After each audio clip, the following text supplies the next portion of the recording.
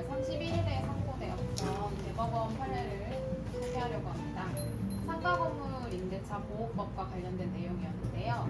임차인들이 이제 법상에 따라서 임대차 계약갱신 청구를 할 수가 있습니다.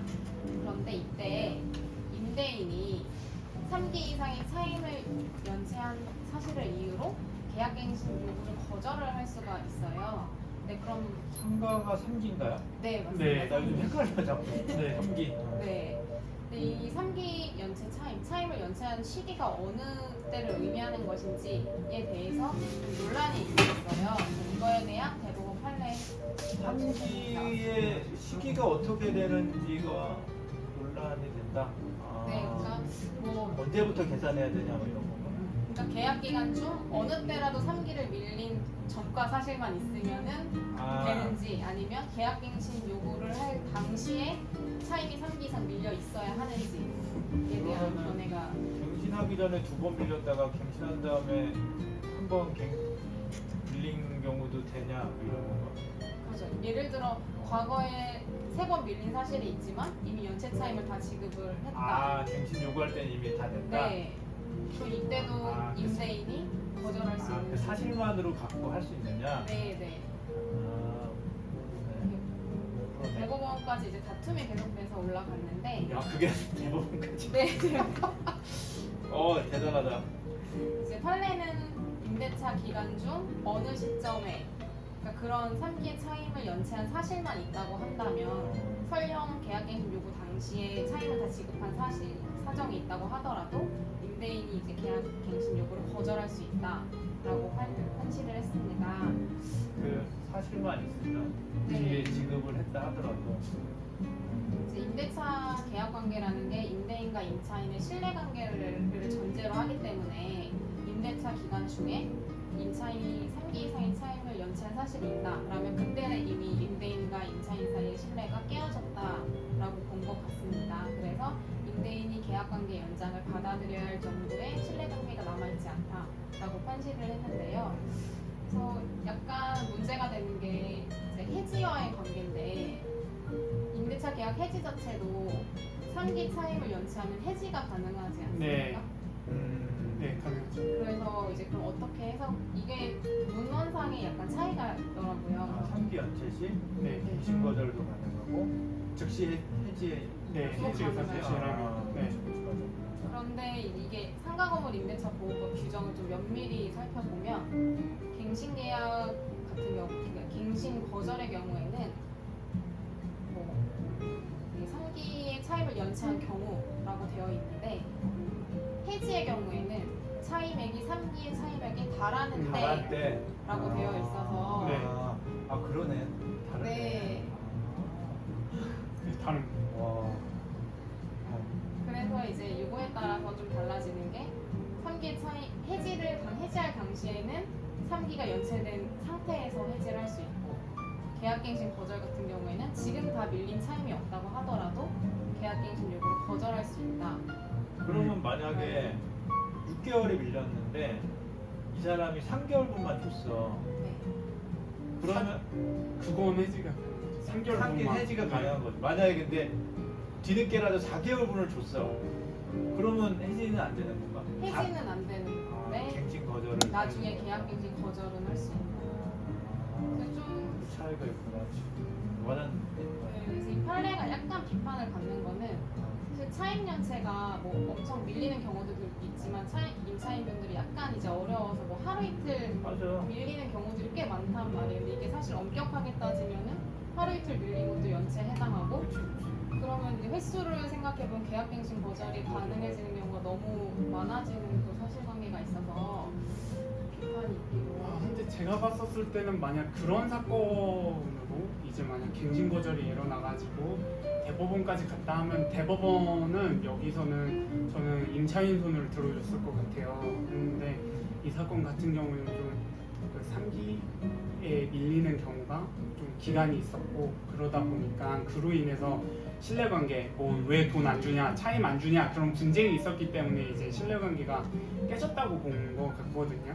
이 사건은 그랬지만 이제 문제가 대법원 판례가 존재하다 보니까 만약에 이제 다른 아까 말씀드린 것처럼 횟수만 몇 번 있어서 이게 하급심에서 된다면 과연 아, 하급심 판례가 사정 변경 그런 사정들을 고려를 할 수 있을까? 아니면 기계적으로 그냥 대법원 판례가 있으니까 그냥 거정을 사유가 된다라고 되는 제가 그냥 이건 제 평석으로 그냥 제 어. 견해를 밝히면 거기서 대법원 판례에서 좀 우리가 주목해야 될 건 신뢰관계 이 부분일 것 같아요. 우리가 아는 것처럼 다른 연대보증이라든지 아니 연대보증이 아니라 계속적 보증과 같은 경우에도 이제 계속적 계약이란 말입니다. 계속적 계약과 관련해서 판례가 지금까지 명확하게 밝히고 있어요. 신뢰관계가 깨진 경우에는 그 계약 종료 이전 그 계약 해지 이전까지는 네가 책임지지만 그게 깨진 이후에는 이제 계약 해지로 넌 책임질 필요가 없어라고 이제 그렇게 밝히고 있는 것처럼 여기서도 이게 임대차 계약도 계속적 계약으로 봐서 이 신뢰관계가 깨졌냐 안 깨졌냐가 약간 가장 중요할 것 같아요. 근데 차임을 단순히 이제 하루 이틀만 늦은 거 가지고 이게 신뢰가 깨졌다라고 보는 거는 너무 오버스러운 해석이다. 그리고 하급심 판사님들도 이런 부분을 충분히 고려를 해서 판시를 하실 거기 때문에 단순하게 이제 3기가 하루 이틀 연체됐다는 사실만으로 이걸 계약 해지해야 된다 그러니까 하는 건 좀 그런 우리가 거가 있을 것 같습니다. 굳이 대법원 판결을 누구 편 든 거냐 그러면 임대인 편 든 거다 네. 이렇게 이제 해석이 되면서 야, 뭐 하루 이틀 지나간 거 갖고 그럼 그렇게 할 수 있겠네? 라는 질문에는 질문을 할 수 있는데 그렇겠구나. 근데 문제가 이제 하루 이틀이 말씀하신 거한 두세 번이면 상관이 없는데 만약에 기간 내내 계속 이틀씩 계속적으로 계속 늦어.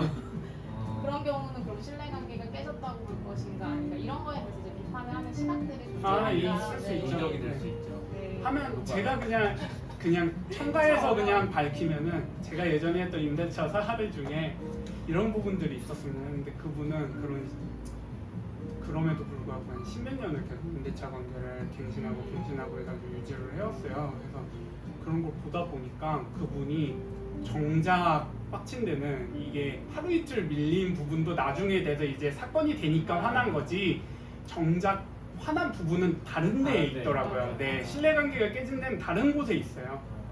그렇죠.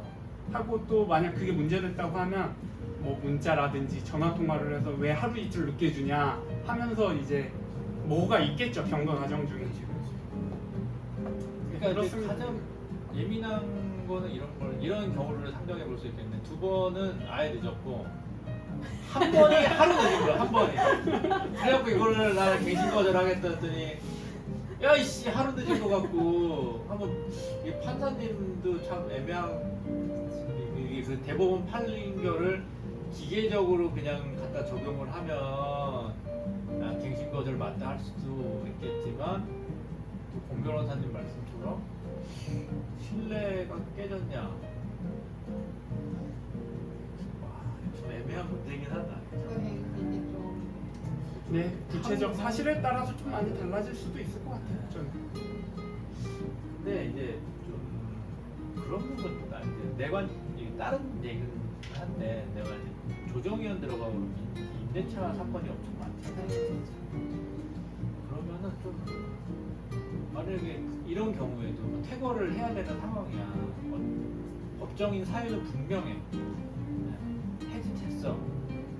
근데 이제 조정을 하다 보면은 그러지 말고 그냥 한 2달 퇴거까지 좀 기간이 좀 걸리니까 2달 더 있다가 나가는 걸로 하고. 근데 이미 보증금은 다 빠진 상태야.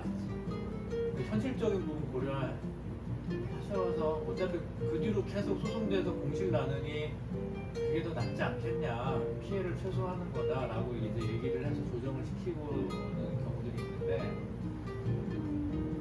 근데 임대인 입장에서 보면은 참 이제 내가 임대인 편 드는 거 그런 건 아닌데 한편으로 보면은 그런 걸 좀 이용하는 그런 분들도 없지 않아 있긴 있더라고. 그러니까 그래서 그 몇 개월 결과적으로는 차임을 안 내고 적어도 뭐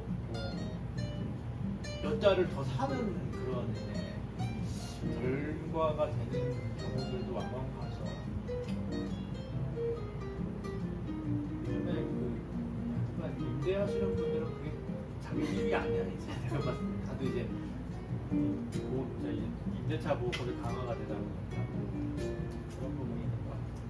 하나님 차인으로서 할 말씀 드리자면 임차인 앞으로 집 임차인 정말- 보실 분이 정말 힘듭니다. 근데 참 좋은 주인 만나는 것도 네. 복이다. 복이고 그래 나도 뭐 집을 가지고 있지 않는 문화가 아니라서 또 임대인들은 우리가 이런 물건을 팔듯이 임대인분들이 공간을 팔아서 수익을 남긴다라고 생각을 하기 때문에 이거에 대해서 제때 값을 안 주면 그럼 우리는 물건은 팔았는데 그치. 공간을 팔았는데 우리는 그쵸. 어떻게 하냐라는 네. 입장도 많아가지고 좀 구체적 사실관계에 대해서 이제 다퉈볼 여지가 있다면 변호인을 상담하시게 변호사 상담하시게 우리나라 빨리 주거 안정이 이루어져야 됩니다. 이거 돈을 맹간히 벌어서는 집도 못 사요 이제. 아 이거 답답해 죽겠어. 갑자기 우라통이 터질 때가 있어요. 아 대표님께서도요? 아, 그럼요. 야, 이거 갑자기 자다가도 우라통이 터지면 내 인생 잘못 살았나? 뭐 이런 생각할 때 있어요. 아 진짜로요? 어. 잘못 산 부분도 있지 분명히.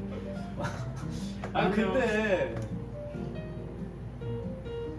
아니 뭐 수입을 놓고 얘기하면 그냥 적지 않게 본 것 같은데 왜 그럴까? 나 지금. 저는 좀 투머치 토크이긴 하지만 저 로스쿨 다닐 때만 해도 이제 좀 앞에 이제 선배 변호사님들 보면은 바짝 좀 돈 열심히 보니까 강남에 집을 사게 되었다 막 그런 이야기를 하는 거예요 하시더라고요. 그때 해가지고 강남 집 샀으면 지금 뭐 따라잡을 수가 없잖아. 그래서 그때만 해도 약간 나도 나중에 변호사 되고 열심히 돈 벌고 저축하고 그러면 그 선배 변호사님들처럼 약간 좀 집을 살 수 있지 않을까? 뭐 강남은 아니더라도 좀 내가 목표하는 이제 동네에 사지 않을까라는 생각을 했었거든요. 제가 1년 차까지는 가능했던 것 같아요. 제가 딱 1년 차 되었을 때까지 만약 그때 돈이 있었다면 살 수 있었을 것 같은데 지금 불가능입니다. 나도 그때 집 사면 대출 100% 해준다 그럴 때 샀었어야 돼. 지금 불가능. 그게 참 주거 안정이 빨리 이루어져서 우리 같은 서민들도 내 집마련을 오래 이루는 그런 세상이 됐으면 좋겠어요. 근데 이 부분 우리 편집해야 되는 거 아니에요 지금? 왜? 그대로 네. 나갈 것 같습니다. 그대로 나가면 왠지 욕 먹을 것 같은데 지금 뭘. 변호사들이 저런 말 한다고. 아이 현실을 알아야 돼요. 지금 요즘에 웬간해서는 안 돼. 집사용이 집값을 따라갈 수가 그건 없어. 맞아요. 수입이 소득이. 아무튼 우리도 잘 돼서 집 하나씩 삽시다. 변호사님은 이제 결혼하시면 이제 청약되면은 부럽다. 부럽다. 진짜 부러워요 지금 그게. 대표님도 새로 결혼하시면 이제 신혼부부. 그런 얘기를 영상에서 야. 이거 편집하는 걸로. 아니 근데 나는 지금 솔직히 내 상황이 좋아. 아직까지는 좋아. 그래서 근데 그 얘기가 나왔으니까 청약 받으려면 일단 기본적으로 결혼한 상태가 아니면은 웬간해서 방법이 없어. 근데 진짜 점수가 너무 낮아. 청약도 제가 알아보니까 이게 신혼부부라고 해서 다 되는 게 아니라요. 애가 있어야 합니다. 애가. 그것도 한두 명이 아니고. 네. 두 명은 그래도 좀 괜찮아요. 3명은 거의 확실시고요. 확정적이고요. 2명은 약간 그 애매해요. 지역에 따라서 오락가락하고요. 1명은 힘듭니다.